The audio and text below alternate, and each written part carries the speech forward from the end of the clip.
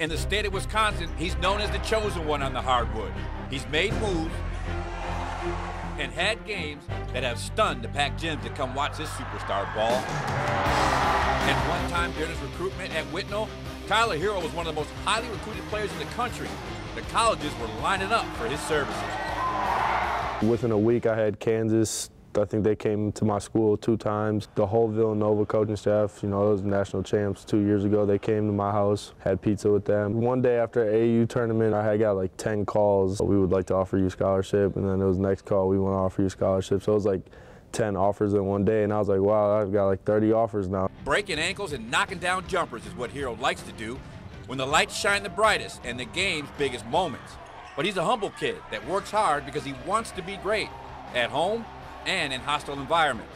Go back to the Milwaukee Riverside game, one of the most hostile crowds.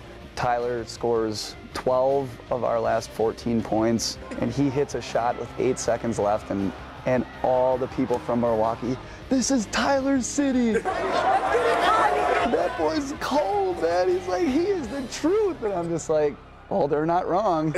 Coming from, you know, I would say a small town right outside of Milwaukee, not a lot of kids from this area can, you know, make it and go D1, full ride scholarship. I think it's just a testament to how hard I work. And the big schools were coming from the kid from a small town. Kansas, Florida, Auburn, Purdue, Indiana were on that list, and so was Marquette, who made him an offer. The school that got the verbal commitment from Herro was Badgers head coach Greg Gard, and he thought he had him until he broke their hearts and decommitted. What made you change your mind?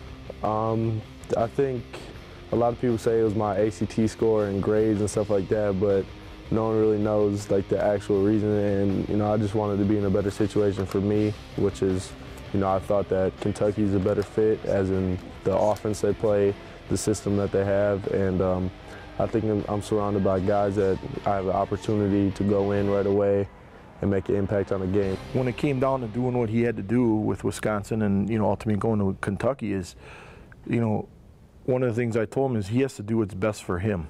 He has to chase a dream, and if you don't follow that dream, you're going to have regrets. Sure, I'd love for him to be in Wisconsin. It's only an hour away. You know, Wisconsin basketball is going to be perfectly fine without Tyler Herro. But there's some venom coming your way, though, too. Yeah. I mean, that's not cool. The people who were calling me snakes and stuff, they all loved me when I was committed to the Badgers. So, you know, obviously I'm doing something right if they're all hating.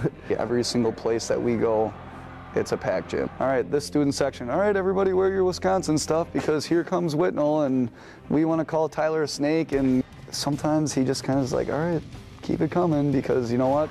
I'm going to come out here and I'm going to drop 40 on you. Love him or hate him for rejecting the Badgers for the Wildcats, but it was his choice to make. And the more you hate, the better he plays.